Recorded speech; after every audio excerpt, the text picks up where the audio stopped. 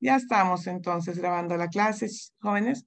Y agentes químicos, tenemos lo que son fármacos, no lo que son pesticidas. Generalmente se ven en las grandes zonas agrarias donde ustedes van a hacer sus serums, que generalmente los pacientes que van son porque se han intoxicado, porque han estado lamentablemente usando pesticidas, pueden mantener el crecimiento de sus plantas, ¿no?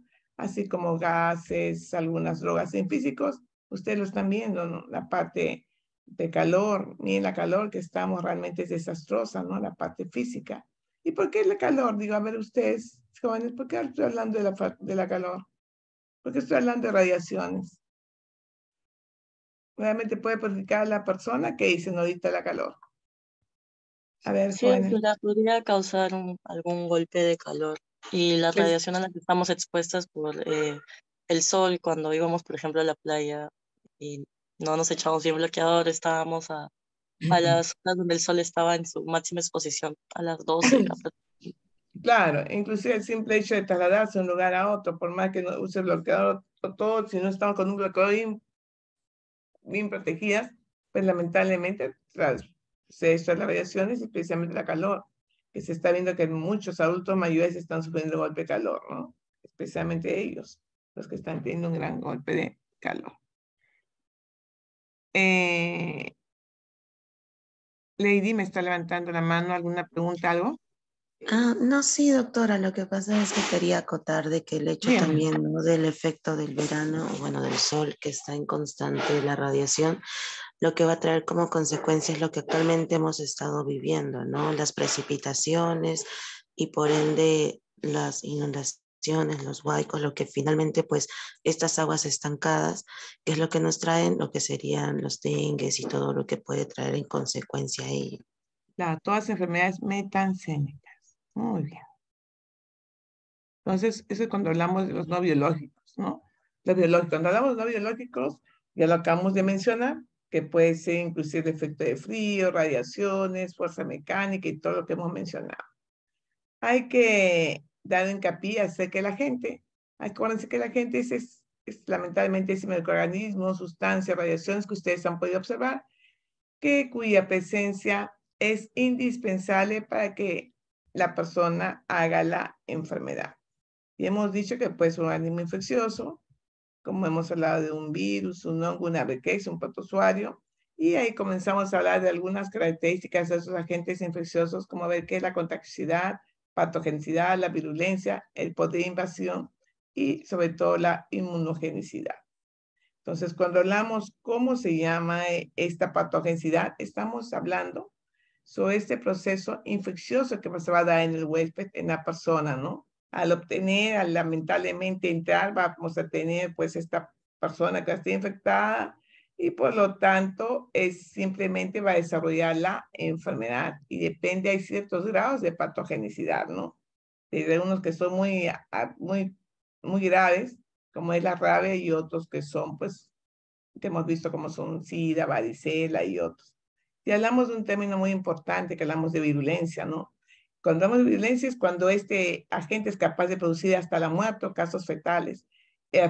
Y ahí hablamos sobre la dosis letal media, que solamente con esa dosis letal puede fallecer una persona, inclusive con la dosis letal mínima, ¿no? Que puede ser la muerte de una persona, ¿no? Cuando es muy virulento una enfermedad, ¿no? Ya en niños o en adultos mayores es hecho muy violencia, entonces ahí se ve muy marcado, solamente con una pequeña infección es la que va a producir pues la enfermedad. Y la infectividad, de acuerdo que es aquel agente que se penetra y ya está dentro del organismo de la persona. Entonces son términos que imagino que ya les habrán enseñado a ustedes en microbiología, en fisiología, en parasitología. Y cuando hablamos de infectividad estamos hablando sobre ese número mínimo de partículas. Se supone que ¿cuál es más infeccioso? A ver, jóvenes, que yo me infecte con hepatitis B o con SIDA. Estamos hablando con la cantidad mínima de partículas para que yo realice mi enfermedad. La dosis mínima infectante. A ver, ¿cuál sería? A ver, jóvenes. Sería hepatitis, doctora.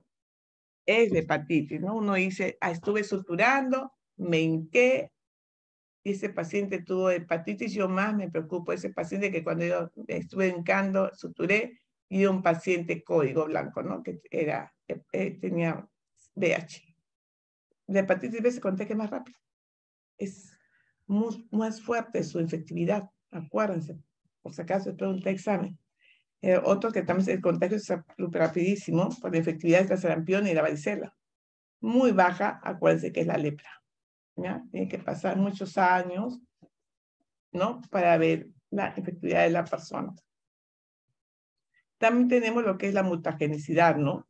En las cuales se alteran las características del virus. Un ejemplo de mutagenicidad que altera, que no podemos ver cuál es ese cambio que sucede el virus y yo por lo tanto no puedo actuar, no puedo hacer una vacuna, ¿cuál sería? ¿Cuál para mutando constantemente? A ver, jóvenes, ustedes lo conocen perfectamente. La influenza, doctora. La influenza, ¿está bien otro? El COVID-19, doctora. Por supuesto, acá está esta figurita de acá donde ustedes ya lo conocen perfectamente. Es causante, pues, de que para mutando, ¿no? Y ese es el problema de algunos virus. Y el VIH, ¿qué dice? ¿Muta o no muta? Sí. Ah. Y la antigenicidad, la capacidad del microorganismo, pues, de activar anticuerpos. Hay personas que ya en sí hacen todo posible y tienen sus anticuerpos. Y la especificidad, acuérdense que son las características propias en sí de este microorganismo, de este germen, de este virus, en las cuales tenemos que actuar frente a ello. Entonces, con todo ello, en la clase pasada hemos visto que es importante también ver las infecciones, porque nosotros generalmente ya decimos, hemos mencionado una persona completamente ictérica, con malestar general, con dolor a nivel de hipocondria, estamos haciendo una hepatitis y tanta cosa. Pues nosotros tenemos que actuar en la infección inaparente, ¿no? Donde a la gente está, cuando hay un proceso de signos ni síntomas, la persona no lo siente, pero ya está, solamente cuando hago una prueba de screening, ojo, screening o un tamizaje, la persona recién sabe que es positiva a cierta prueba, a cierta enfermedad. Y eso es muy importante. A veces algunas personas van a donar sangre y ellos recién se enteran de que son portadores de enfermedad de ¿qué? De Chagas. No sabían, no tienen un síntoma. Pues usted no puede donar porque es portador de Chagas. ¿Pero cómo? Ahí está, usted es portador de Chagas. Entonces, es lo que sucede en estas infecciones inaparentes. De estas infecciones inaparentes, pues hay infecciones que son aparentes, señores. Hay personas que realmente hacen una enfermedad que es moderada, grave o fatal. Eso depende de la patogenicidad, de la virulencia y la letalidad en sí de estos casos fatales que puede estar presentándose. Entonces tenemos enfermedades que sí, por su alta patogenicidad, su virulencia y su letalidad, pues van a causar realmente casos fatales y muy graves que van a ser aparentes en la persona. Entonces, con todo mencionado, hay que decir que también hay que ver el reservorio. Cuando hablamos del reservorio, acuérdense que puede ser esa persona, ese hábitat normal en que vive, donde se multiplica, donde crece, donde se reproduce, y lamentablemente hemos visto reservorios que pueden ser humanos. En la causa que hemos mencionado la vez pasada es la tifoidea. La salmonela es a veces muy difícil de poder erradicar en la persona, ¿no? La salmonela inclusive continúa en la persona, el cólera también, si no es bien tratado. Hay que ver el reservorio del agente infeccioso, no es cualquier ser humano, puede ser una tropa, una materia inanimada, donde ustedes dirán, pero ¿por qué me tengo que vacunar? A veces una simple aguja, pues, lamentablemente con tétanos le va a dar la enfermedad. Y hay que ver el reservorio extrahumano, ¿no? Como son aquellos animales que lamentablemente son infectados y un ejemplo muy marcado de ellos es la brucelosis, ¿no? A veces que comemos unos quesos que son directamente sin pasteurización, o ahí viene el problema, ¿no? Que comen esas cremas, los cuales se echan un queso fresco que no está pasteurizado, y viene la enfermedad posteriormente de la brucelosis, o la rabia y entre otras enfermedades. Entre reservorio también tenemos la zoonosis, ¿se acuerdan que es una enfermedad infecciosa que existe por una transmisión directamente entre el hombre y el animal? No, y por eso no es bueno que los niños o las personas estén muy pegados a su mascota, porque no sabemos en qué momento van a dar la enfermedad, y más aún cuando ese ser humano es un niño, ¿no? Donde va a desarrollar la enfermedad. Y ahí tenemos que, hay que ver mucho lo que es la fuente de infección y cómo son las medidas técnicas para poder cortar esa cadena de transmisión. Así que tenemos que el hombre enfermo, el portador, animales enfermos, siempre van a ser la fuente de infección, y las medidas técnicas de todo ello es lo que hemos tenido en esta pandemia, que hemos entrado en aislamiento, hemos entrado en cuarentena y todo lo demás para poder cortar esta forma de transmisión y no se produzca más la enfermedad. Ustedes ya han mencionado con ello, hemos podido ver en esta clase lo que son las vías de transmisión, ¿no? Entonces, cuando uno estornuda, cuando uno se limpia la nariz, cuando uno tose, cuando uno va al baño y todo lo demás, es importante la educación para la salud, pues ponerse el codo, hace que la transmisión no se lleve, lavarse las manos y todo lo mencionado, ¿no? Para no llegar a la muerte también.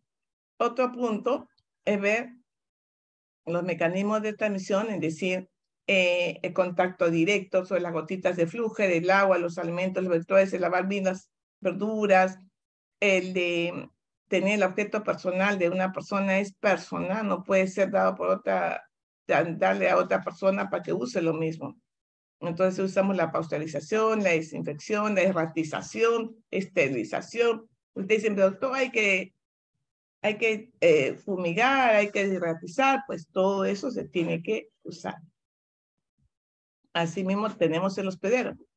El hospedero es primordial, ¿no? Hay que ver esta persona que es niño, adulto mayor, un adulto frágil, donde se va a alojar este germen, este agente infeccioso, y ese que va a desarrollar la enfermedad. Entonces hay ciertas medidas en las cuales tenemos que ayudar a esta persona, pues, para que no desarrolle la enfermedad, especialmente con una buena inmunización, con una buena alimentación, con nutrición, y que mejore el factor inmunológico. Por supuesto que el hospedero debe contar con unos aspectos estructurales, ¿no? Hay que ver la piel de la persona, que sea intacta. Se imagina una persona que está con escalas postradas en el hospital, es más fácil que penetre cualquier germen, ¿sí o no? ¿Qué dicen ustedes, chicos? Para yo no estar hablando, ver la participación de ustedes, a ver si están o no. ¿Qué dicen? ¿Es importante tener la piel intacta o no?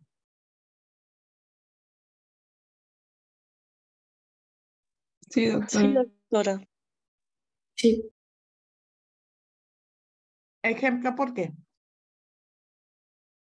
Porque cuando uno tiene una herida, por ejemplo, abierta, pues es más probable que ingresen microorganismos patógenos. Entran con más facilidad, doctora. ¿Cómo cuáles?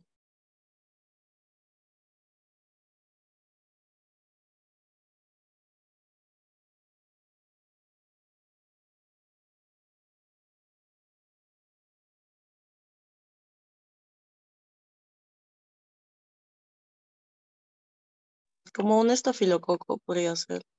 Muy bien. ¿No? Donde la piel de la persona generalmente se ve negruzca, sale una coloración hasta media verdosa. En pacientes quemados se va a ver todo ello, ¿no? El paciente está quemado, pero lamentablemente se infecta, aquella persona que está postrada a sus escalas y se infecta por estos microorganismos, y lamentablemente hasta es grande la infección y fallece la persona, ¿no? Entonces el reflejo de la tos, la edad, etc., el factor nutricional es muy importante para todo ello. Y ahí hablamos de algo muy importante, que es la susceptibilidad, ¿no? Esa resistencia que es ineficiente en la persona, por la cual no se puede proteger frente a cualquier agente agresor que tenemos. Y sobre todo hay que ver la resistencia que tiene la persona, en las cuales va a tener todos los mecanismos de defensa para poder actuar frente a este agresor. A veces ustedes dirán, pero yo estaba con fulano, sutano, ¿y por qué a mí no me ha dado COVID? Porque hacen una resistencia, no son susceptibles a esta enfermedad, y hay que agradecer a Dios, ¿no? Pero sobre todo no todos tienen resistencia, y todos, la gran mayoría, son susceptibles. Y por supuesto, hay que ver, cuando hablamos de resistencia, acuérdense que hay que hablar sobre inmunidad, ¿no? Que está muy asociada a esta presencia de citoquinas, de anticuerpos que presenta la persona para hacer los casos de enfermedad, sí, no. Entonces, cuando hablamos de inmunidad, estamos hablando de que tenemos una inmunidad activa, y una inmunidad pasiva.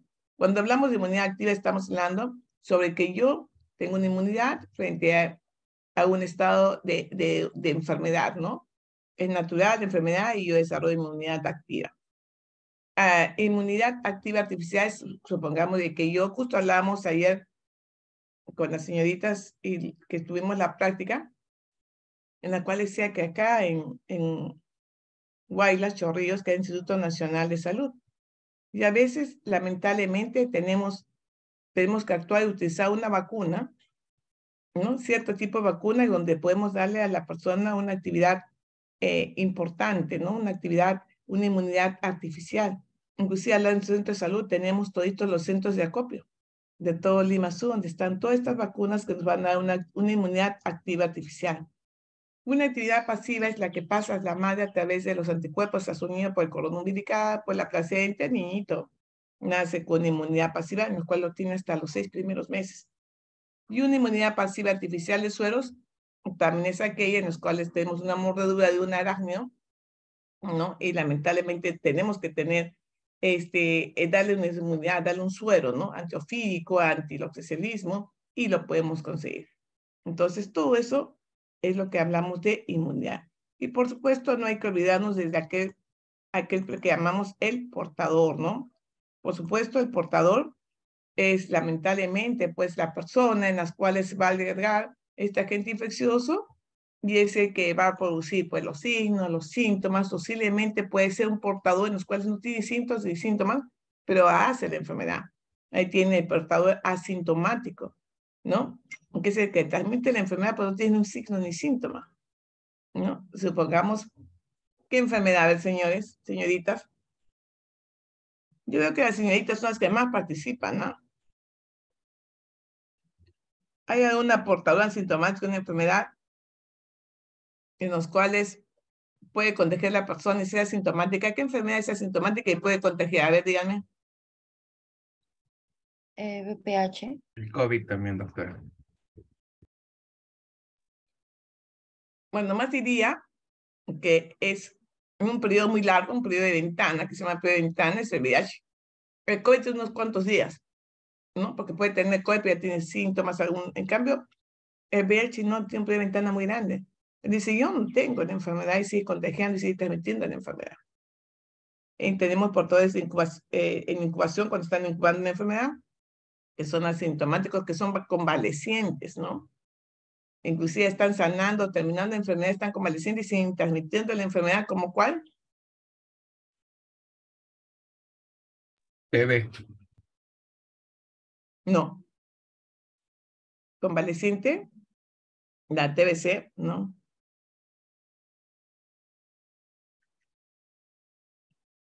TBC, no.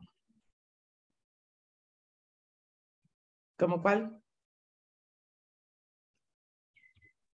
El COVID. ¿Ya? ¿Otro?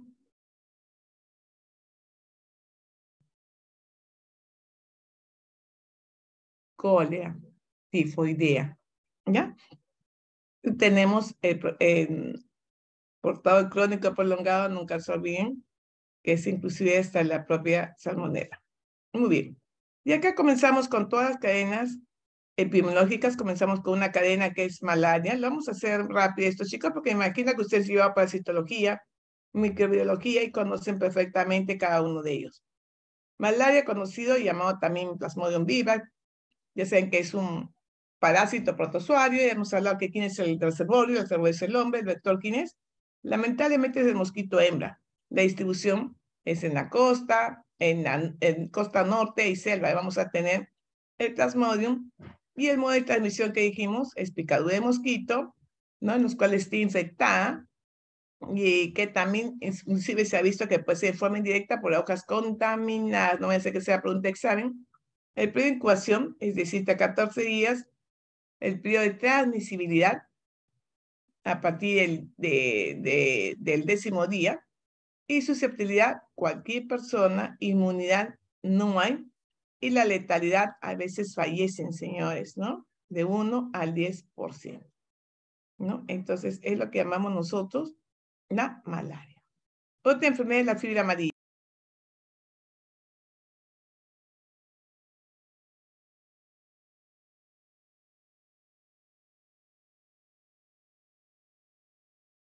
La fiebre amarilla es producida ¿por quién?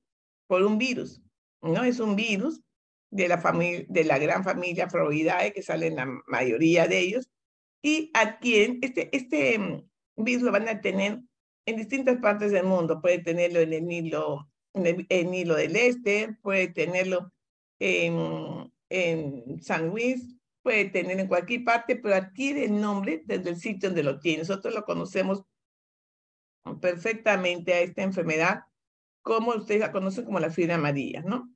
La fiebre amarilla es un solo serotipo, y el vector que te va a producir esta enfermedad, pues generalmente puede ser una hemobogus, un diabetes o puede ser una AES. El reservorio generalmente es el hombre infectado por este vector, en los cuales ya está contaminado lamentablemente con este virus. Inclusive hay monos u otros que también pueden tenerlo. El modo de transmisión se hay que explicar por una picadura de este mosquito, y el periodo de incubación es de 3 a 6 días. En consecuencia, ahí tenemos el caso primario de la enfermedad. Pero si hablamos de esta enfermedad, podemos hablar de que existe 2 ciclos, un ciclo urbano y un ciclo selvático, ¿no? Acuerden que cuando hablamos de esta fiebre, estamos hablando de un sitio urbano que es el Aedes aegypti, ¿no? Que generalmente es el mosquito, el zancudito, es mosquito, que no es zancudo, es un mosquito doméstico. Cuando hablamos del selvático, estamos hablando de el género Haemobogus, ¿no? Entonces, en el Perú se han identificado varios subtipos. La susceptibilidad es muy grande, generalmente en zonas endémicas, en personas de 15 a 35 años. Ustedes me dirán, doctora, ¿por qué de 15 a 35 años? A ver, ¿ustedes qué me dicen? Aunque hice la respuesta también por su ocupación en el campo, pero ¿qué campo? ¿Por qué de 15 a 35 años? Porque esa es la población donde vamos a tener mayor casos de fiebre amarilla. ¿Qué dicen, jóvenes?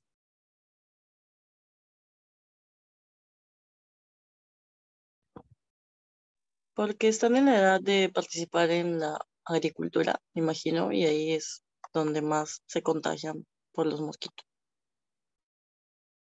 Donde más son picados, ¿no? Picados. Generalmente es la gente así como ustedes que quiere viajar a la selva, y si no tienen pues la vacuna, no tienen ese cuerpo, va a ser la enfermedad. Generalmente es el grupo que va, como mis compañeros lo han dicho, va en son de aventura, en son de buscar trabajo, en son de conocer y tantas situaciones. Y esta es la población que lamentablemente tiene mayor cantidad mayor incidencia de esta enfermedad. Y inmunidad, acuérdense que solamente es por vacuna, ¿no? Entonces hay una vacuna que, señores, vuelvo a decir que todos van a ser vacunados, los invito a ser vacunados por la fiebre amarilla, en los cuales una sola dosis va a proteger de 30 a 35 años, por si acaso. Y la letalidad, lamentablemente, es muy alta, sabiendo de que realmente hay una vacuna que los puede salvar. La gente no se vacuna, inclusive la misma gente, ¿no? Del sitio de la selva muere porque no ha sido vacunada, ¿no? Dice, no, yo ya tengo mis anticuerpos. No, señores, porque todos tienen que ser vacunados, y así evitamos lamentablemente que fallezca o haya una alta letalidad a consecuencia de esta enfermedad. Por lo tanto, es una enfermedad que ya saben, hace un cuadro clínico a veces asintomático, pero una fiebre muy alta, inclusive puede haber sangrado muy grave. Y eso solamente tenemos en el Perú, sino tenemos en Brasil, en Bolivia, en el Ecuador, en todas partes donde realmente hay cuencas, ¿no? Donde hay selva. En el Perú, pues los tenemos desde Huánuco, Urubamba, en el Cusco, en todas partes, Ucayali, Contamana, en todos sus sitios. Entonces, por favor, deben de vacunarse. Aprovechen que están en el centro de salud y nosotros tenemos la vacuna, y vacúnense. Asimismo, estas son las medidas de prevención, en los cuales existen pues unas zonas que son ligadas a fenómenos sociales, donde tenemos las zonas enzooticas, que son las zonas endémicas, que ya sabemos que van a ir ahí y que tienen que estar protegidos. Generalmente los que más vienen contagiados son estos jóvenes, y también población militares. Entonces, esta vacuna antiamarúdica es una forma muy efectiva de poder aplicarse, no una sola vez, jóvenes, y están protegidos. Ahora, la vacuna no se pone hoy día, viajo inmediatamente ya, no, se pone 10 días antes de ingresar a la selva, esa zona endémica. Y tiene una eficacia muy cercana al 100%. Acuérdense que no deben vacunarse los menores de 9 meses, por si acaso. Ni pacientes que tengan, ya como ya saben, un compromiso inmunológico o mujeres que estén durante el primer trimestre de gestación. El cólera es otra enfermedad que le hemos tenido acá, hemos tenido al menos el mal gusto de poderla tener acá en el Perú. Realmente cuando llegan pacientes con cólera producida por esta enfermedad bacteriana, por el virus Cholerae, en los cuales cuando estaban en el hospital no sabía que cogía era vómito o diarrea, porque los vómitos y la diarrea son muy parecidas como agua de arroz. Esa agua de arroz cuando salen de la olla y aquí lavar es lo último que queda el arroz, así tiene un olor sui generis, ¿no? Entonces el cólera, como hemos visto, es una enfermedad muy sui generis en las cuales viene cíclicamente. Y hay ciertos países que inclusive están presentando la enfermedad y es una enfermedad que tiene un periodo de incubación, pregunta, examen cortísimo. Yo he visto casos que viene el papá bien fuerte trayendo a la mamá que se infecta ahora, viene trayendo a la hija y a las 3 horas viene el papá completamente deshidratado, completamente en choque porque no recibe un tratamiento oportuno, pues está trayendo a la familia con vómitos y diarreas que llega inclusive hasta un shock hipovolémico y fallece la persona. Entonces acá el cuadro clínico se ve una gran pérdida de ¿qué? Pérdida de agua y sales. Entonces hay que inmediatamente administrarle pues todos los sueros, poderlo hidratar al paciente y darle su tratamiento adecuado. El agente infeccioso, saben que es el virus Cholerae, hay varios subtipos, generalmente el que ataca acá son 2 biotipos, el clásico y el TOR. Inclusive hemos tenido algunos serotipos como es el INAWA y el AGAWA que se han presentado. Entonces, a través de estos vídeos, ¿no? Que le hemos presentado en el año 92 y que debutamos acá en el Perú, se han visto distintos casos como es el TOR, que es lamentablemente que desarrolla las formas más graves de esta enfermedad, ¿no? Muy distintas a las demás que inclusive se ha visto algunos casos, como sus compañeros han mencionado, asintomáticos. La distribución del cólera, hablamos del cólera de hace mucho tiempo atrás, hablamos ya del siglo XVIII, donde ya había casos de cólera en el mundo, especialmente en la India y en Bangladesh, ¿no? En el 61 hemos tenido grandes epidemias, ¿no? A nivel de Asia, Europa y el África, y en el 91 pues se inició la gran epidemia que se tuvo a nivel Latinoamérica, ¿no? Se presentaron casos, el primer caso se debutó en Chancay, en Chimbote, luego fue progresando en Piura, se fue a Lima, de Lima a Arequipa, al sur, y especialmente, ¿por qué se dio más en la zona urbano marginal? Porque era la forma de transmisión. En esas zonas llamadas urbanos marginales, llamadas pueblos jóvenes, no tenían agua y desagüe. Entonces, como el contagio es ano, mano, boca, las personas se contagiaban con mayor facilidad. Entonces, esas zonas pues fueron las que debutaron con esta enfermedad por no tener agua potable, no tener servicios de alcantarillado, y la epidemia se hizo grave, ¿no? Hubieron muchos casos de una alta mortalidad que realmente fallecían las personas o tenían una consecuencia de una insuficiencia renal aguda, ¿no? Por tanta deshidratación que entraba la persona. Yo he visto casos en que venían inclusive gestantes una diarrea y salía el feto. A veces sea tan grande las diarreas que tenían que hacer un hueco en el colchón y poner un balde. Y la persona, en los ambos miembros superiores y inferiores, tenían de solución polielectrolítica y las demás sustancias que le dábamos para que la persona no se deshidrate. Entonces, el reservorio, lamentablemente, como hemos podido ver, es el hombre, ¿no? Es una epidemia que se propaga rapidísimo. Esto vino en Cholerae, es muy fácil su propagación y la bacteria, inclusive dice que algunos de la bacteria se albergan en la vesícula biliar y pueden excretar durante meses y son aquellos portadores, ¿no? de esta enfermedad que siguen contagiando y siguen botando pues los virus Cholerae. Entonces virus Cholerae que se han presentado también en las playas, que en esa época nadie quería comer ceviche ni nada porque decían que se habían encontrado, sí, en esos plancton, ¿no? En las aguas. Y por lo tanto era una enfermedad muy contagiosa y es muy contagiosa. El modo de transmisión, ya saben que por una ingesta de contaminación de cualquier alimento, lamentablemente por estas heces, de estos pacientes que son portadores o asintomáticos. Y como ya les dije, ¿no? estas deposiciones que hacen son muy marcadas, muy grandes, que nunca se van a ver, espero que no lo vean, pero es muy, muy parecido al agua de arroz, ¿no? Pero el maíz cocido, no el maíz cocido, sino el arroz cocido.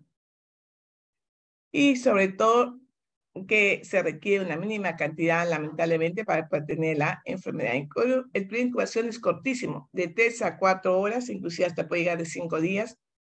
Y el periodo de transmisibilidad, acuérdense que solamente es aquella persona portador de este virus que a través de las heces van a seguir contagiando a toda la población. El tratamiento, pues el tratamiento se le da antibióticos, se le da una buena hidratación al paciente, un buen control, especialmente dar, pues lo que decimos, la información, educación y comunicación para cortar la cadena epidemiológica. Y sobre todo estas enfermedades con que se autolimitan. A ver, ustedes dirían, ¿cómo yo puedo cortar en sí esta enfermedad? ¿Cómo puedo ayudar a mi población para que no tenga esta enfermedad?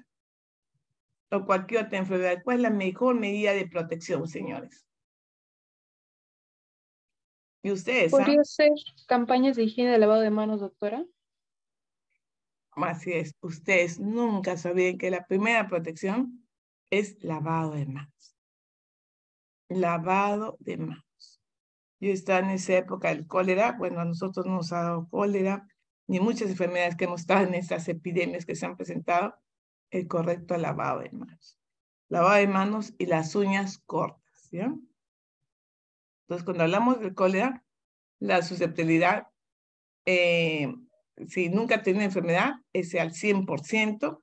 Los anticuerpos son transferidos cuando la madre ha tenido hacia el niño, y la inmunidad, pues lamentablemente, es muy poca, y protege de una nueva infección algunas veces, pero lamentablemente otras no. Por eso han habido reinfecciones en el año 91, en el año 98. Por eso pensaban que era cíclica, que cada 9 o 10 años aparecía la enfermedad. Hay zonas como Haití, ¿no?, donde realmente esta enfermedad abunda. La letalidad, si la persona no recibe completamente su tratamiento y no está bien hidratado, fallece. Hemos tenido lamentablemente una alta tasa de mortalidad de consecuencia por no tener un buen tratamiento hacia la persona, ¿no? Y las medidas de prevención, como ya hemos dicho, es una enfermedad que está entre lo que es la vigilancia epidemiológica internacional, ¿no? Y lo que se quiere es un mejor abastecimiento de agua, el saneamiento, la prevención, lavarse bien las manos, la higiene personal, lavar de manos es fundamental, ¿no? En todo lo que hemos mencionado. En todo lo que hemos mencionado, señores, esta figura de acá, lavarse las manos, que lo vuelvo a recalcar, es indispensable para que podamos cortar cualquier enfermedad. Entonces, con todo ello, podemos seguir mencionando, diciendo que una causa importante de poder cortar la enfermedad, y nosotros como médicos, que ustedes ya van a ser médicos, y todas las situaciones que presentamos, pues es indispensable, por favor, de que ustedes pretendan o den siempre el lavado de manos a la persona, ¿no? Por favor, siempre lavado de manos hacia cualquier persona, niño, adulto mayor. Otra enfermedad que ustedes ya la conocen es la leishmaniasis. La leishmaniasis, acuérdense que siempre va a estar en la zona rural, nunca va a estar en la zona urbana, pero tiene distintos tipos de leishmaniasis cutánea, ¿no?, llamada la UTA, la cutánea difusa, la mucocutánea, la espundia, o la visceral o calazar, ¿no? Entonces, el agente etiológico es un parásito de género Leishmania, en las cuales vamos a tenerlo a nivel de Perú, a nivel de Brasil, y sus distribuciones en todas partes de Sudamérica, ¿no? Lo tenemos en Chile, en Uruguay, en el Perú, en la parte andina lo conocemos como UTA. Generalmente encontramos a aquella persona que viene de Madre de Dios, que viene de Cusco, de zona de Valle, que vienen siempre tapaditas con su chalina, y cuando se van a destapar tenemos que la UTA ha destruido completamente la boca y las fosas nasales. El reservorio, ya saben que es lamentablemente estos mamíferos, ¿no?, que puede ser un perro, un roedor, una zarigüeya, Y el modo de transmisión no se transmiten de persona a persona, sino como se transmiten, lamentablemente, por la picadura de estos mosquitos que tenemos, estos flebotomos, que en el Perú son tan chiquititos que a veces los llaman como manta blanca, ¿no? Manta blanca, o angelito, o titira, o depende en qué parte de Perú esté para que pueda tener distinto en denominación. Entonces nosotros conocemos más que todo que son los mosquitos de leucemia, ¿no? Y esta leucemia son los que van a picar al hombre y lamentablemente van a ocasionar esta enfermedad. El periodo de incubación son de 2 semanas hasta 2 meses. Y acuérdense que no se transmite persona a persona, solamente por la picadura de este mosquito infectado. La susceptibilidad es de todas las personas susceptibles, más aún cuando entran en una zona endémica. Y la forma cutánea andina siempre se va a presentar en menores de 15 años, lo cual está asociado a su vestido, ¿no? Ustedes me dirán, ¿por qué está asociado a su vestido? A ver, ¿por qué dicen jóvenes?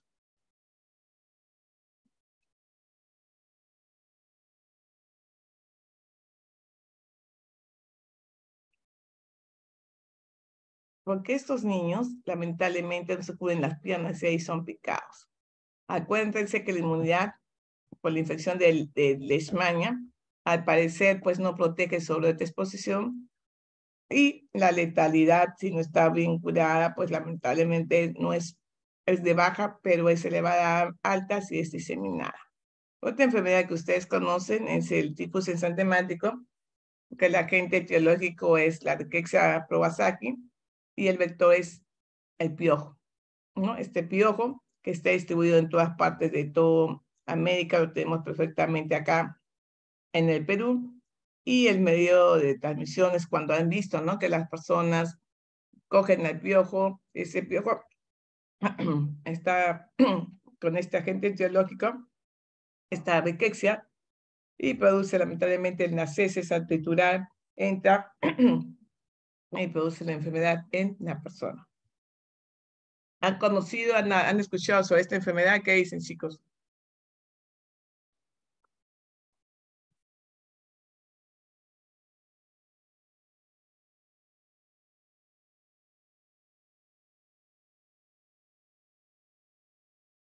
A ver, jóvenes, ¿están ahí o no? ¿Qué saben sobre el tifus exantemático?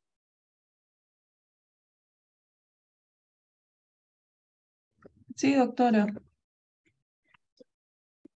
¿Saben de qué eso abunda? ¿No? Saben de los piojos. Entonces, los piojos no es bueno tenerlo. Las niñas personas ven al piojo y lo dejan. No, el piojo lamentablemente puede tener esta Rickettsia, pero aquí, y ese que va a ocasionar esta enfermedad, este tifus. Y de incubación, acuérdense que puede ser de 1 a 2 semanas hasta 12 días. El paciente, acuérdense que en el periodo de transmisibilidad, el paciente es infectante durante todo el periodo cuando tiene fiebre, ¿no? Y de inmunidad, por lo generalmente, al ataque sí puede tener inmunidad, pero lamentablemente la letalidad también es alta si no es buen tratado. El otro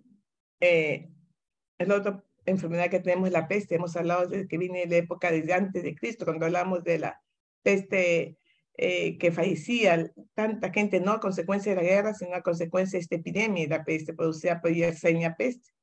Acuérdense que es un gran negativo, y los reservorios siempre van a ser las ratas, ¿no? Los roedores. Y el vector va a ser por esta pulga. Esta pulga, Cernopsila shopis, que generalmente está en estos roedores. En la distribución lo tienen en todo el mundo, y acá en el Perú lo hemos tenido, y tenemos algunos casos ya que quedan en La Libertad, en Lambayeque, en Cajamarca y en Piura. Acuérdense que la picadura es la forma de transmisión para que la persona tenga una peste bubónica o una peste neumónica, que es importante poder recalcar esto. El periodo de incubación de 2 a 6 días, el periodo de transmisibilidad es de 3 a 5 días, la susceptibilidad, acuérdense, quienes han tenido la enfermedad pueden tenerla, no es una inmunidad de por vida, pueden presentar la enfermedad. Acuérdense que la inmunidad solamente es relativa o temporal. Uno dirá, pues ya me dio, te puede volver a dar. Y la letalidad, pues en el Perú es baja de 1,4%, 4%, ¿no? Pero si es neumónica, lamentablemente sí es alta. Otra enfermedad que ustedes han estado hablando, inclusive me han dicho, doctor, ya tenemos el segundo caso que se ha presentado, es la poliomielitis, ¿no? El género es un enterovirus, 1, 2 y 3, el poliovirus, y el reservorio lamentablemente es el hombre. Y como hemos mencionado, la distribución antes era mundial, pero luego con el programa dado por la OMS y la intervención que se ha tenido, pues ya no la tenemos tanto en este continente. Y la transmisión, lamentablemente, sí es de persona a persona por vía oral fecal. El periodo de incubación de 17 a 14 días y la transmisión es, lamentablemente, cuando es excretado a nivel de heces, ¿no? Después de las 72 horas de la exposición. Inclusive persiste 3 a 6 semanas. ¿Por qué se contagia? Porque el niño está llorando, la mamá limpia las heces, o el niño se contagia con las heces, y sigue la transmisión. Entonces, una forma de poder eliminar ellos con una buena limpieza, un buen lavado de manos. Pero es muy infectante. Entonces, ya no tenemos estos casos de esta niñita que tenemos acá, donde generalmente miramos en el año 60, 70, niños que usaban estos cigarritos, ¿no? Por el problema que había a nivel del sistema nervioso. La susceptibilidad es universal siempre y cuando no se vacunen. Entonces, la inmunidad solamente van a dar aquellas madres que han tenido en forma pasiva la enfermedad, y más que todo la inmunidad te va a dar ¿quién? La vacuna, ¿no? Y la letalidad, si no está bien, de 2 al 20%. Otra enfermedad que sus compañeros han estado mencionando es el dengue, que tenemos el serotipo 1, 2, 3 y 4. En el cuadro ya saben que el reservorio es el hombre, el vector es el mosquito, y la distribución es en todo, se puede decir, parte de selva y costa. El modo de transmisión es que la picadura de este mosquito infectado, y la incubación dura de 4 a 6 días hasta de 8 a 10 días, ¿no? Como he podido mencionar, el periodo de transmisibilidad desde un día antes de la aparición de los síntomas, o sea, cuando la persona ya ha sido picada por el mosquito, puede venir acá, supongamos, a Surco. Yo estoy en la selva, me vengo a Surco, he sido picada lamentablemente por una Aedes, llego acá, y acá nomás en Surco tenemos el Aedes, pero el Aedes que no está infectado, pero me pica una persona que está lamentablemente ya con el virus, inmediatamente esta hembrita pica y lleva a otra persona, sigue picando y va transmitiendo la enfermedad. Entonces la persona dice, pero yo no tengo síntomas, pero lamentablemente comienzan los síntomas aproximadamente al 5º día, con malestar general, fiebre, ¿no? Pero acuérdense que el mosquito hembra se infecta al picar al enfermo, y así va la enfermedad cuando pica a las demás personas. La susceptibilidad generalmente es universal. Dicen que los niños tienen un cuadro mejor, más benigno, y de inmunidad puede ser de larga duración, pero no protege con otro serotipo. Entonces uno dice, ¿por qué me ha dado a mí el dengue y vuelve a darme el dengue, igual al dengue? Porque es distinto lamentablemente el serotipo que lo está atacando usted. Le puede dar serotipo 2, tipo 0,3, hasta que le dé el hemorrágico, ¿no? Y la letalidad sí es el 1% cuando está muy bien tratado y entra la persona en una hemorragia y fallece por shock. Otra enfermedad que tenemos es la bartonela, ¿no? La bartonela, que hemos hablado mucho sobre la bartonela, especialmente sobre aquellos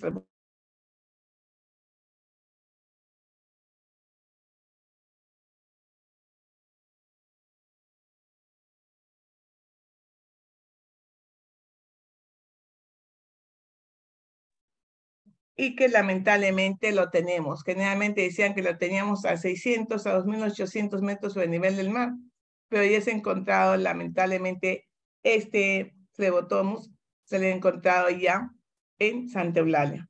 Bien, como el cambio climático, la gente se va adaptando a estos cambios, a este ambiente, y ya está acercándose a nosotros. Es terrible que realmente tengamos pues bartonela a esta altura, he tenido otra enfermedad más. Entonces, el modo de transmisión, acuérdense que es la picadura de este Phlebotomus, y la incubación es de 16 a 22 días. Por eso es que Daniel Alcides Carlos decía esto en el primer día, la primera semana, no siento síntomas, hasta cuando ya sintió a los 18 días aproximadamente toda la enfermedad.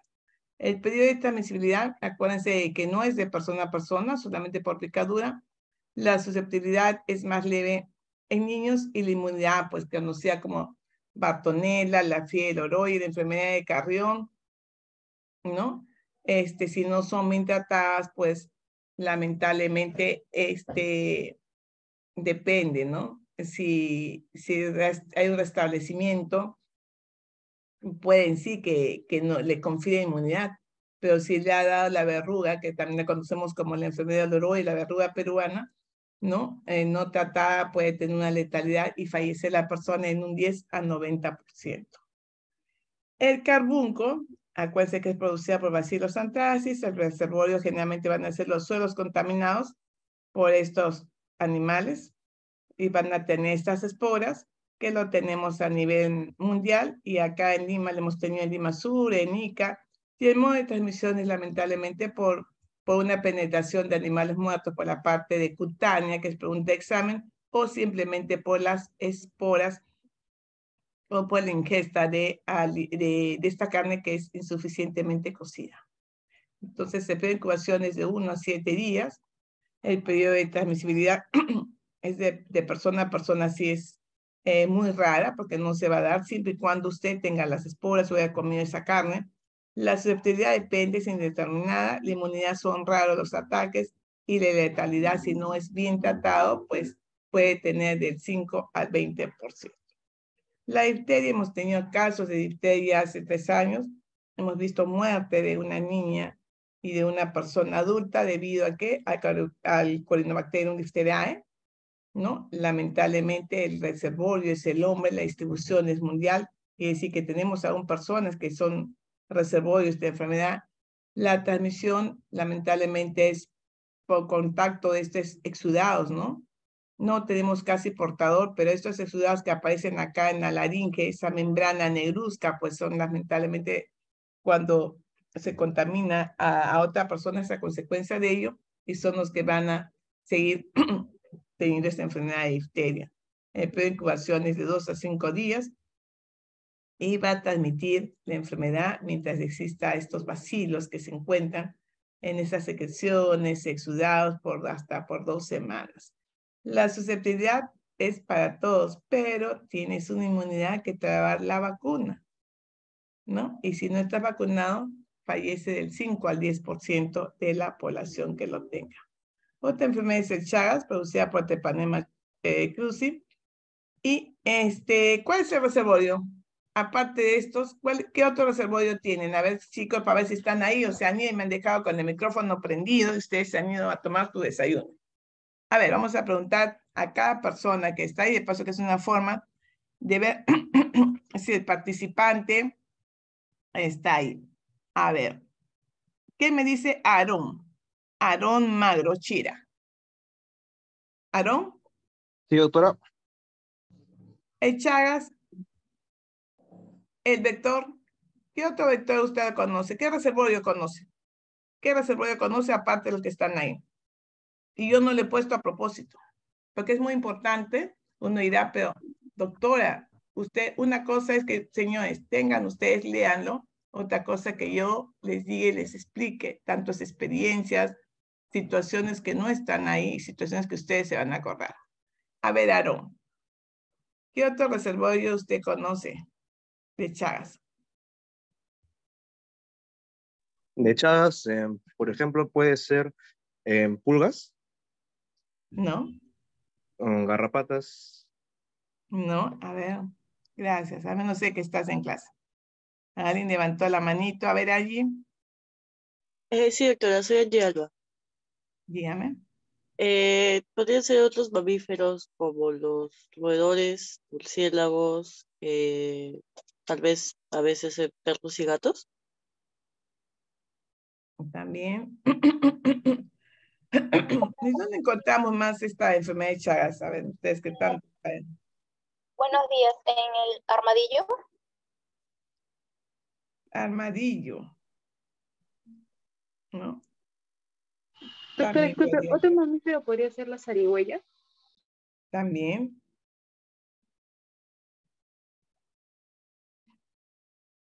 Esos son reservorios. ¿Y el vector qué nombre tiene?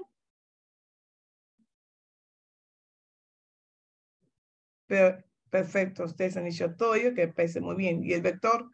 ¿Y el vector? Triatoma infestum. O conocido como...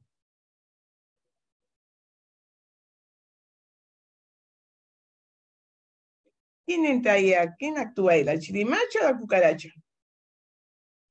La chirimacha. Muy bien, ¿no? Entonces, gracias. Al menos sé que están ahí, ¿no? La chirimacha. Y lo tenemos en una gran cantidad. Nosotros acá en el Perú lo tenemos en Cervi, lo tenemos, es típico encontrarlo en Moquegua, encontrarlo en los valles de Arequipa y encontrarlo actualmente, ya estoy viendo casos de acá en Ica.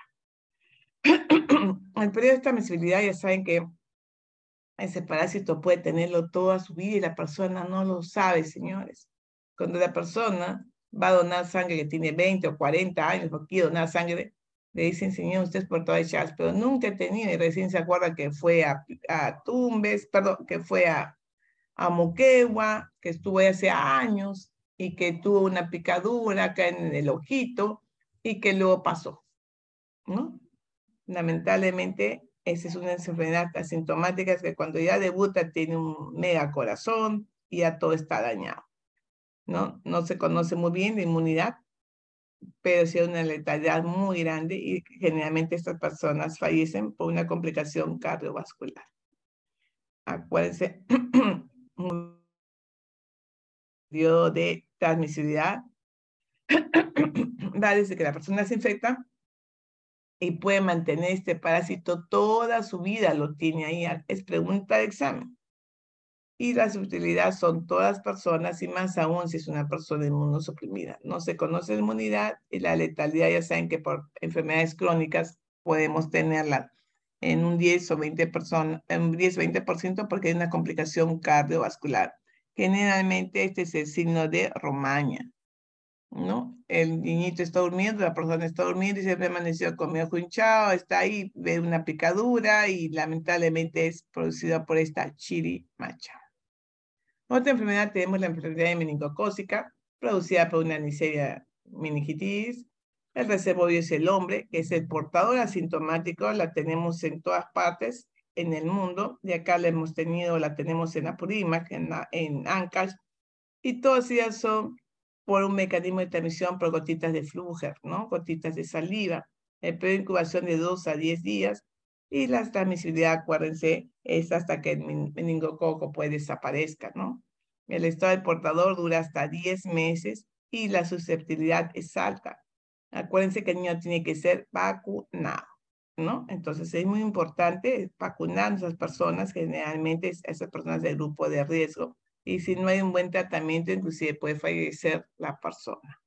Otra hepatitis viral, ¿no? La hepatitis B, en las cuales y tenemos la hepatitis A, B y todas las demás, pero una hepatitis que siempre se controla es la hepatitis B, que el reservorio es el hombre, distribución mundial. Acuérdense que es una transmisión a nivel de por piel, por mucosas, ¿no? Relaciones sexuales, instrumentos contaminados, muy distinto a la hepatitis viral A, que es por boca, en el mismo vaso, que todos toman de la misma, mismo vaso, se contagian por hepatitis viral, que es un poco más benigna que esta hepatitis B.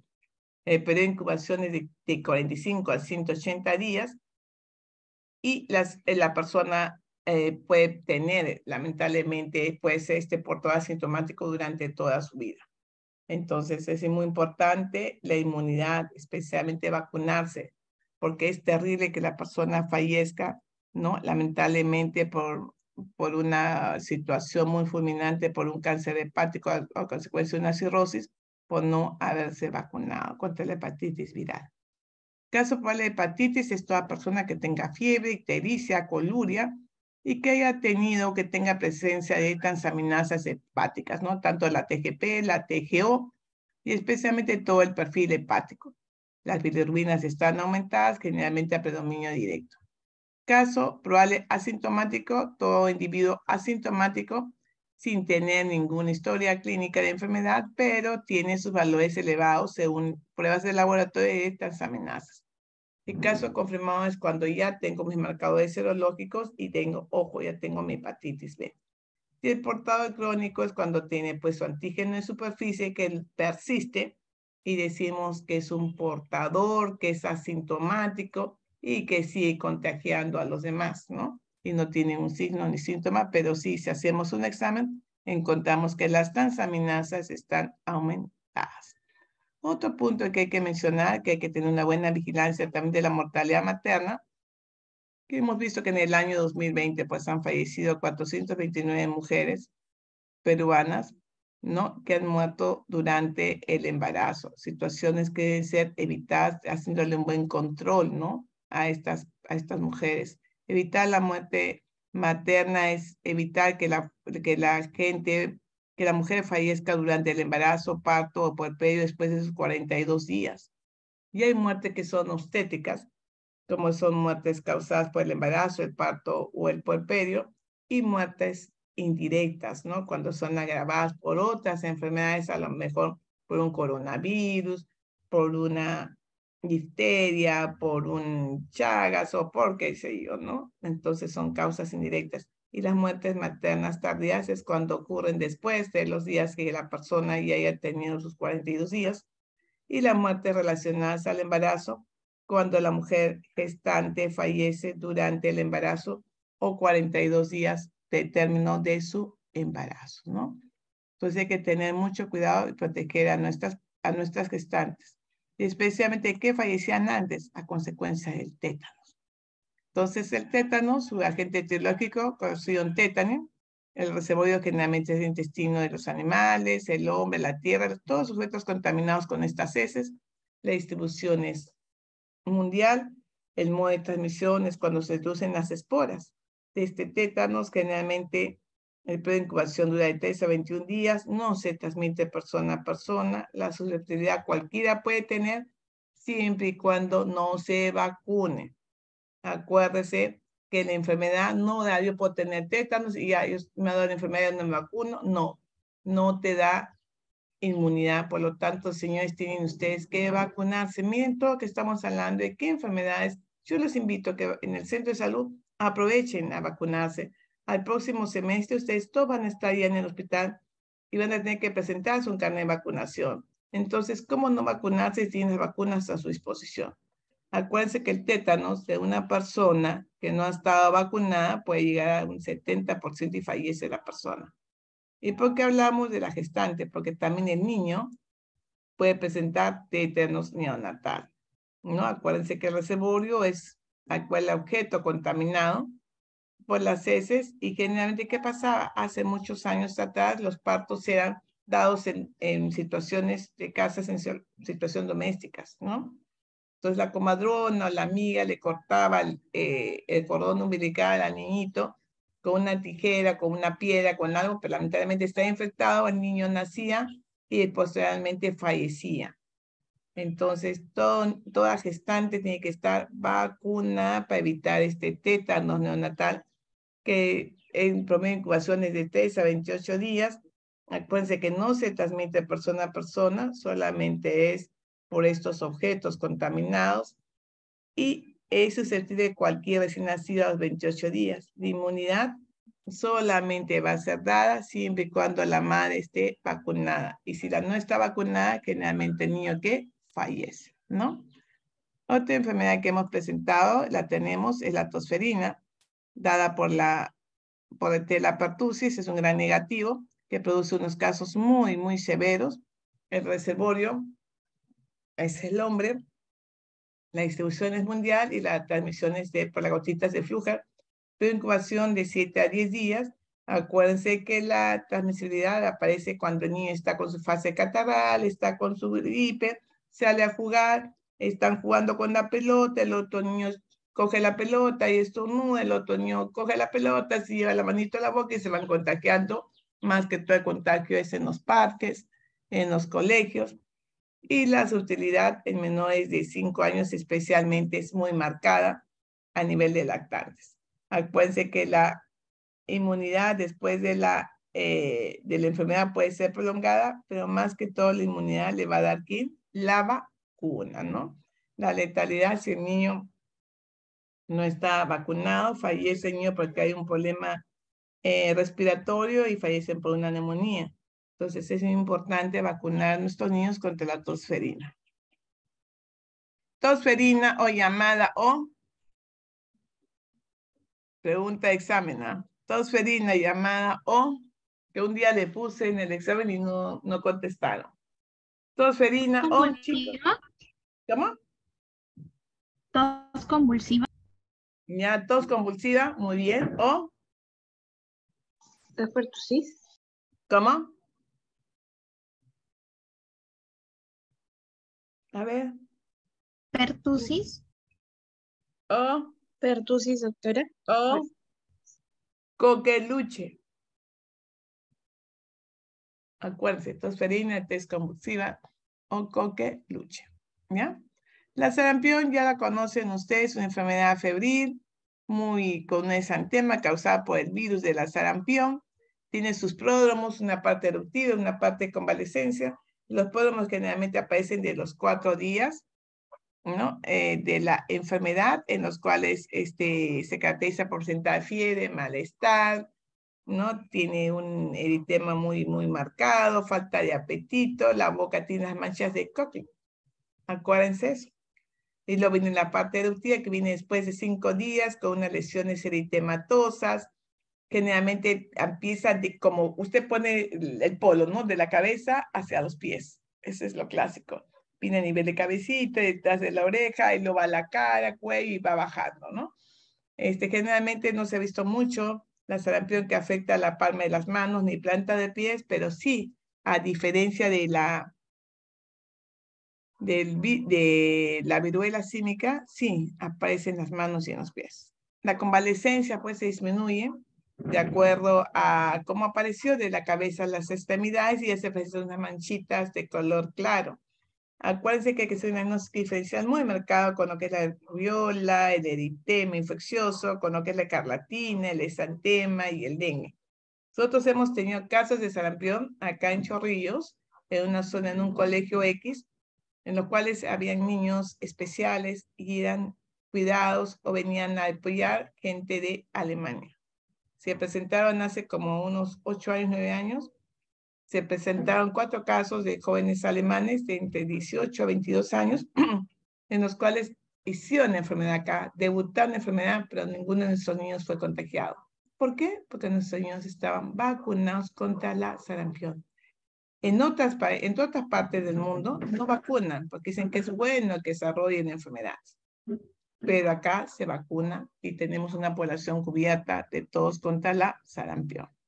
Acuérdense que el virus es un virus que pertenece a la familia Paraxomelidae, del género Morbillivirus, y su distribución actualmente es en todos los países que les mencioné, como es Alemania, Francia, y probablemente los casos que vienen acá son casos importados. Aquí llamamos casos importados. Llamamos casos importados aquí enfermedad en los cuales se infecta en otra parte y hace la enfermedad acá. Porque esa enfermedad nosotros no la tenemos. Muy distinto cuando decimos que es un caso autóctono, en los cuales el niño nunca salió, sus padres nunca viajaron y realmente hace la enfermedad supongamos de la sarampión. Ahí sí sería un caso autóctono, una alarma, una epidemia, un brote, y realmente para nosotros sería terrible que tengamos un caso autóctono. El reservorio ya saben que es el hombre. El reservorio, el modo de transmisión solamente va a ser a consecuencia de las gotitas cuando la persona respira, la secreción respiratorias, o los artículos ¿no? de la persona, la secreción nasales, faringe, la tos, donde la persona se va a contagiar. Pero incubaciones de 7 a 18 días, pues es que ellos vienen con la enfermedad y debutan, hacen la enfermedad acá, donde aparece el exantema, es muy marcada la conjuntiva, muy marcada, ¿no? Y donde el periodo es máximo contagioso es de 7 días antes hasta 5 días después de la aparición del exantema. La susceptibilidad, pues todos pueden tenerla, siempre aquella la inmunidad te la va a dar si has tenido la enfermedad o siempre cuando te haya pasado los anticuerpos a la madre cuando ha sido lactante y más que todo es cuando la persona ha sido vacunada. Acuérdense que vemos de una letalidad que ocurrió, pero es en el Perú en el año 1992. Hemos tenido un caso autóctono reportado en el año 2000 en Ventanilla, pero ha habido mucho que hablar en este caso porque no se encontraron en sí contactos ni una buena cadena. En esa época se encontraron algunos casos identificados de sarampión, pero más que todo se detectaban como casos probables, tanto en el Callao, en La Libertad, y más que todo fueron casos importados. El ébola, tenemos ébola acá en el Perú, ¿qué dicen, chicos?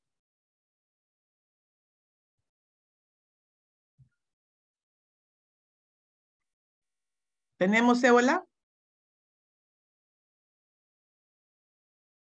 Creo que no, doctora. Creo que eso fue más en África.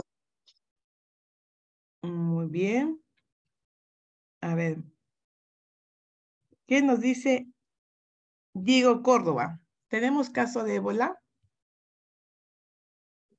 Diego. No, doctora. Según sé, los últimos casos es en el continente africano y uno que creo que se transmitió de África a Europa por viajeros, algo así. Y en O por América migrantes. muy bien, ¿y en América hemos tenido? Quizá en el pasado, no estaría muy seguro de ¿En el decirlo. pasado? ¿El ébola es una enfermedad emergente o reemergente? ¿Qué dicen? Por ahí comencemos. ¿Qué dice Francisco José? Francisco. Emergente, doctora. Emergente, es una enfermedad nueva. Muy bien. Acuérdense que el ébola es una enfermedad nueva, emergente, producida de un virus, ¿no? Que se encontraba en la República Democrática del Congo. Fue dada por primera vez en el año 1976 por una epidemia que se realizó ahí en el Congo, ¿no? Entonces, la gente es el virus de la familia, un filovirus que tiene 3 géneros, ¿no? Generalmente el que más se ha visto es el margovirus, el género ebolavirus, que realmente comprende 5 especies distintas, el Zaire, el Sudán y todos que ustedes han visto ahí. Y los reservorios generalmente son los murciélagos frugívoros, en los cuales son la gran cantidad de reservorios de esta enfermedad. El periodo de incubación es de 2 a 21 días y la transmisibilidad, lamentablemente, desde el inicio que la persona tiene fiebre, ¿no? Y mientras todo este tiempo que la persona tenga fiebre y el virus pues esté en el cuerpo, ¿no? No existe un riesgo de transmisión durante el periodo de incubación, pero sí a consecuencia de las secreciones, sí uno se puede contagiar por el ébola, ¿no? La transmisión, acuérdense que es un virus transmitido al ser humano por estos animales, como sus compañeros lo han dicho. Puede ser por el murciélago, por los chimpancés o por otro tipo de animal como mono. Y el virus se propaga generalmente de persona a persona acuérdense, cuando en contacto directo, ¿no? Entonces, a través de mucosas, de piel, de sangre, de fluidos corporales u otros en los cuales se contagia. La susceptibilidad es cualquier persona y la sintomatología viene con dolor de cabeza, malestar general, viene con vómitos, ahí comienza ya la falla renal, la falla hepática y comienzan las hemorragias internas y externas, ¿no? Que creo que ustedes lo han visto en televisión, ¿no? Lo han visto hasta en películas, pero es muy, muy patognomónico esta enfermedad, ¿no? El diagnóstico solamente vamos a ver cuando es por pruebas moleculares con PCR a tiempo real.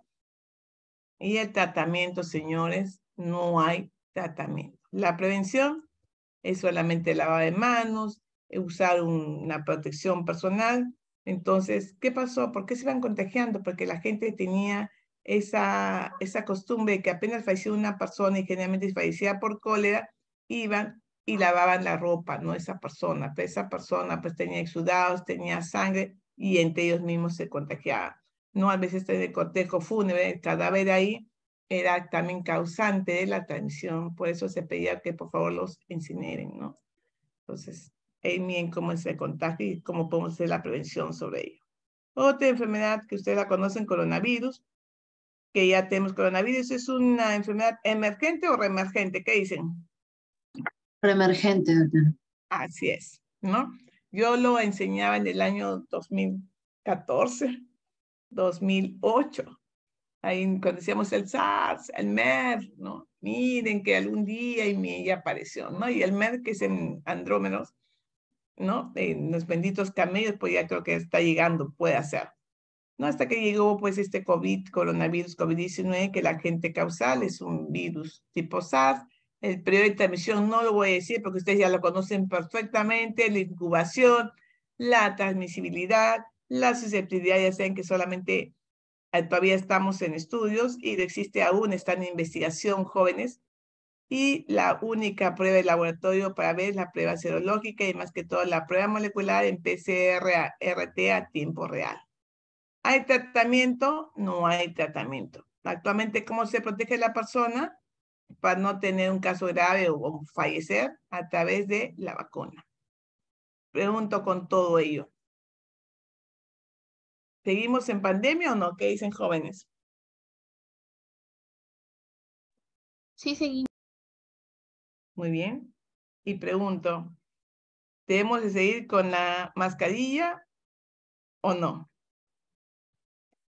Sí. ¿Ustedes están a favor de usar la mascarilla en todo lado?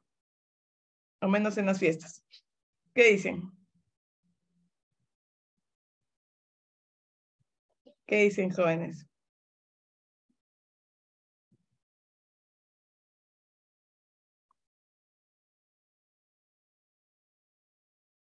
¿Qué dicen? Están calladitos.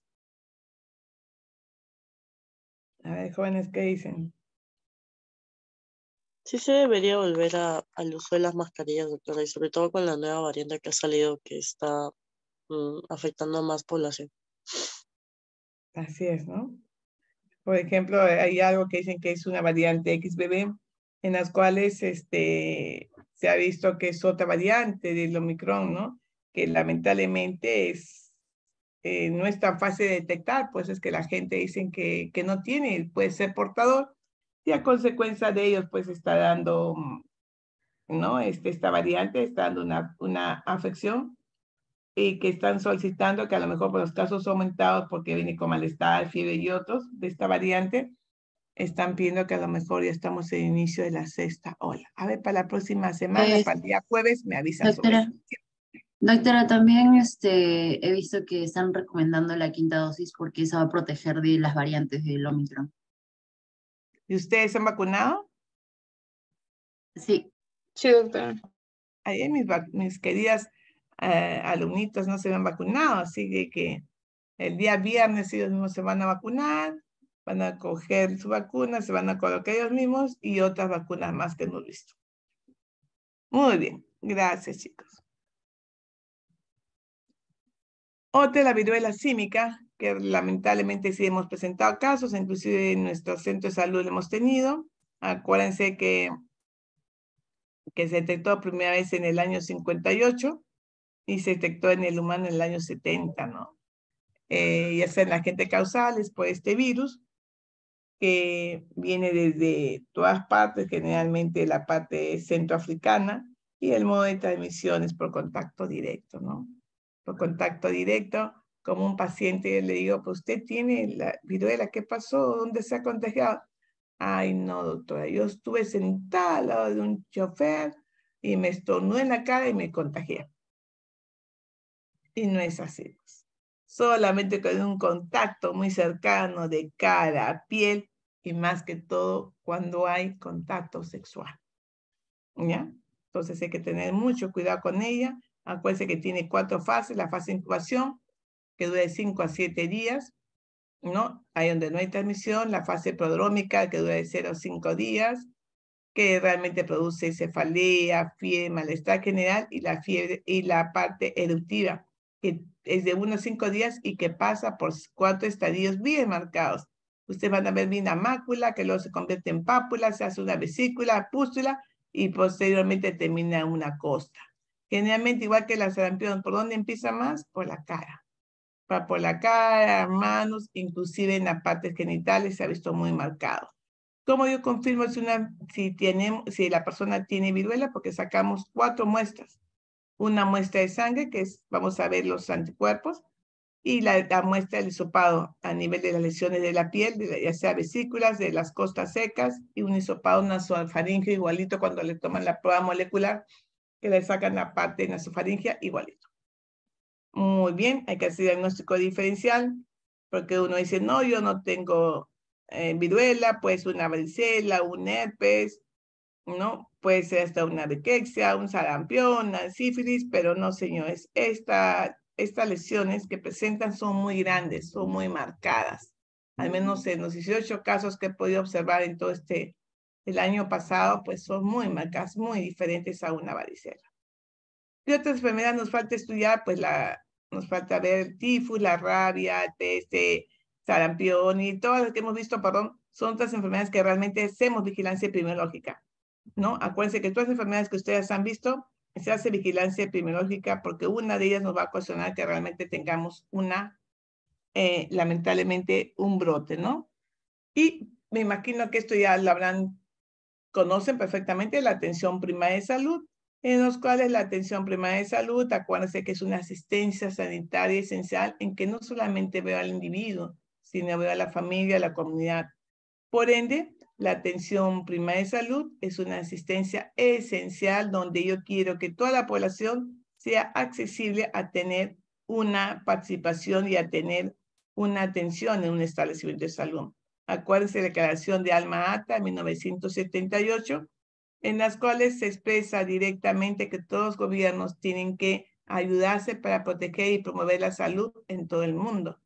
Esta declaración en Alma Ata, que fue en Ginebra en el 68, consideró que todos los pueblos tienen derecho a tener salud. Por lo tanto, se reitera que la salud es un completo bienestar físico, mental y social, y no solamente ausencia de enfermedad, que es importante ver que la desigualdad es una misma preocupación en Bolivia, en Puerto Rico, en donde ustedes vayan, ¿no? El pueblo tiene derecho a tener y saber participar en forma individual o colectiva en una atención de salud.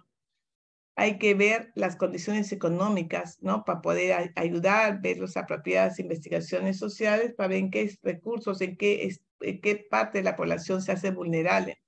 Se tiene que dar orientación hacia los problemas sanitarios, hacia estos servicios, como no tener agua, no tener desagüe. Por eso hay aumento de esas enfermedades que hemos mencionado, como el cólera o estas enfermedades gastrointestinales, ¿no?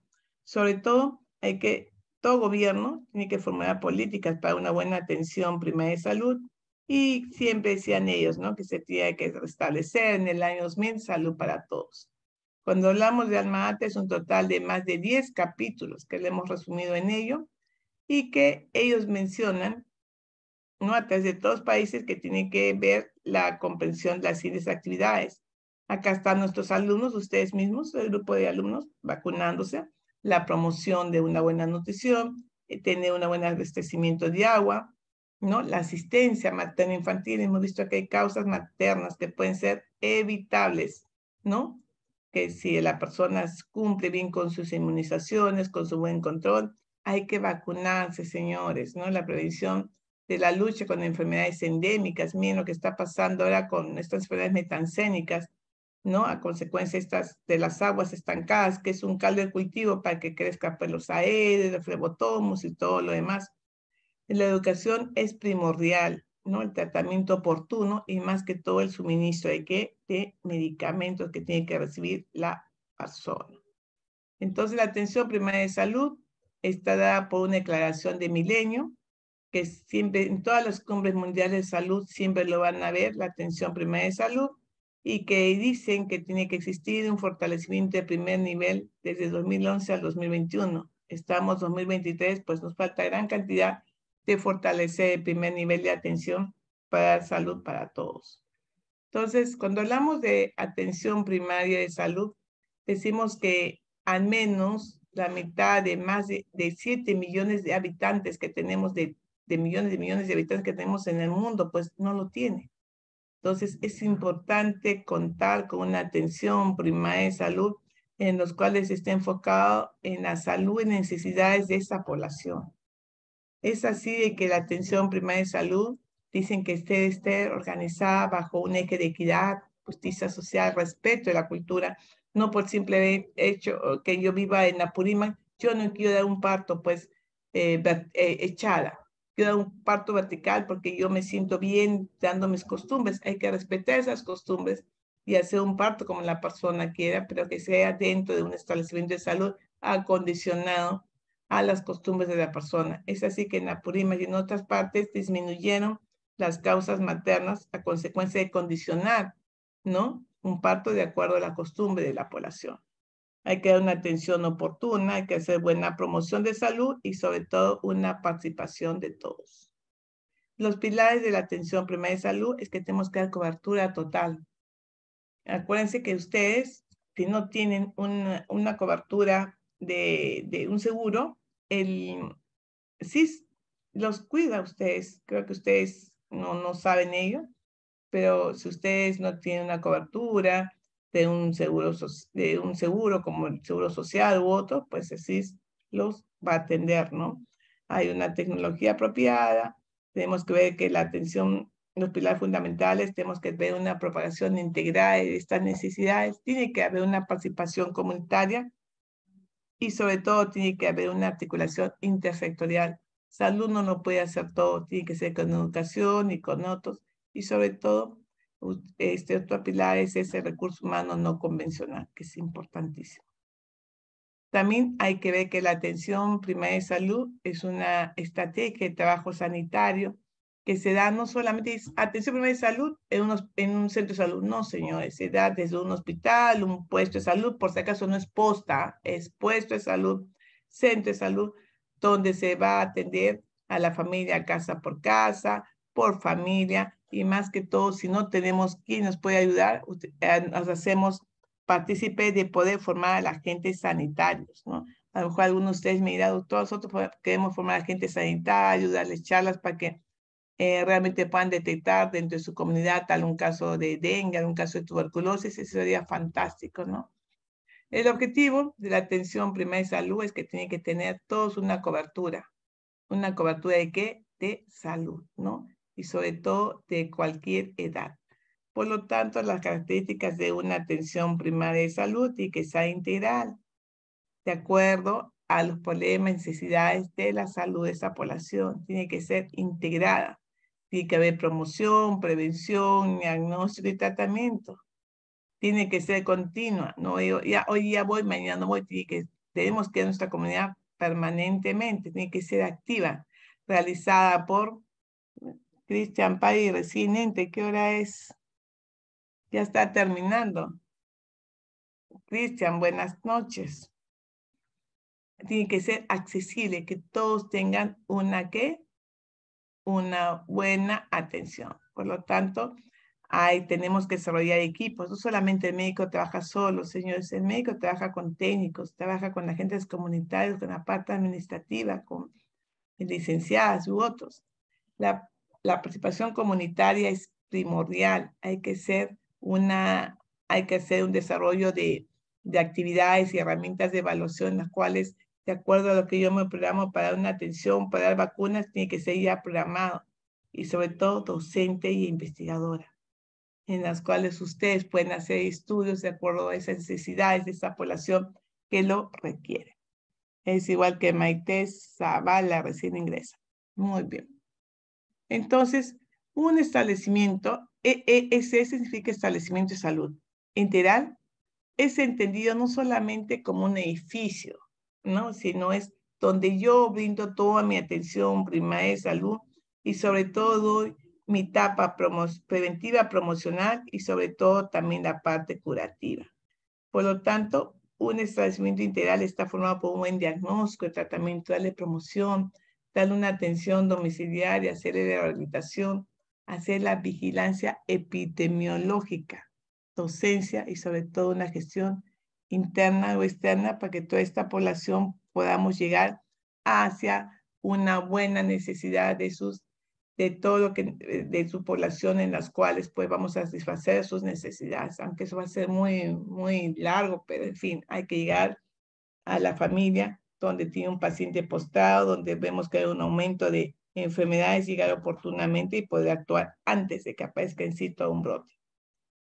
Entonces, ahí viene la atención familiar comunitaria, en los cuales tenemos que enfocarnos hacia la población, hacia esa actuación triple que es persona, familia y comunidad, en las cuales tenemos que llegar bajo ese marco de atención primaria de salud, en una atención de prevención, de promoción, en una intervención antes de que aparezca la enfermedad.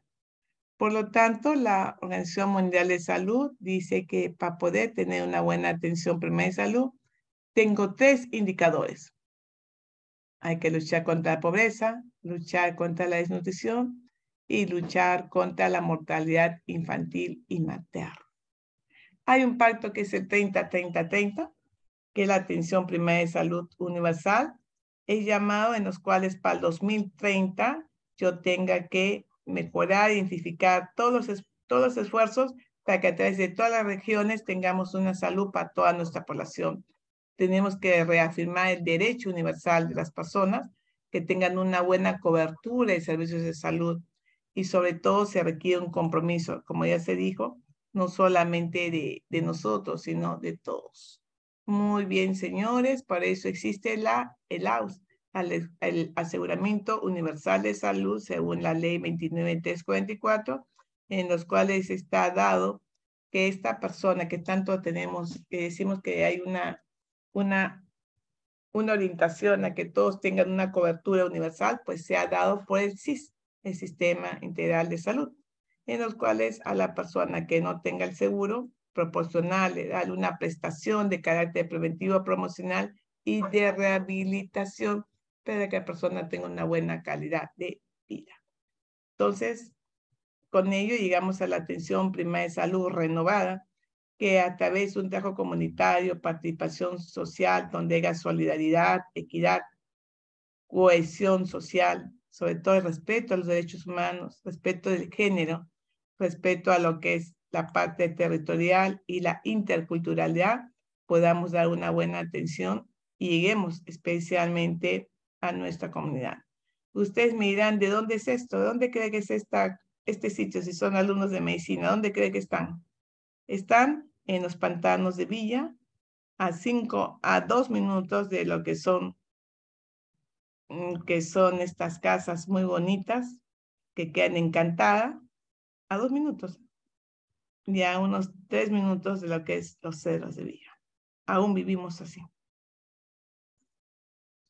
Y por eso tenemos la cobertura universal, en las cuales es el objetivo primordial de la OMS, para que todos tengan pues su atención, su aseguradora y que puedan tener una atención gratuita. Y por eso acuérdense que esta cobertura sanitaria universal la hemos visto el 7 de abril, que es el Día Mundial de la Salud. Muy bien, chicos, espero verlos ustedes la próxima semana, dictando sus clases, dictando todas las partes de dar un programa de preventivo promocional a nuestra población que está sentada, y han visto al menos los alumnos que han estado conmigo, han visto población a pacientes sentados ahí, donde los cuales no solamente vienen ellos a recibir una atención, sino que es importante darles información para que tengan prevención de salud. Entonces, quiero verlos a ustedes dictando sus charlas preventivas promocionales, de lavado de manos y entre otros. Muy bien, señores. Johan Chávez recién entra. Ya estoy apuntando quienes han entrado. ¿Alguna pregunta hasta ahí, señores? Señoritas. No, creo que se han dormido más bien, ¿no? Y eso que hemos estado participando todos. Muy bien. Un ratito, por favor.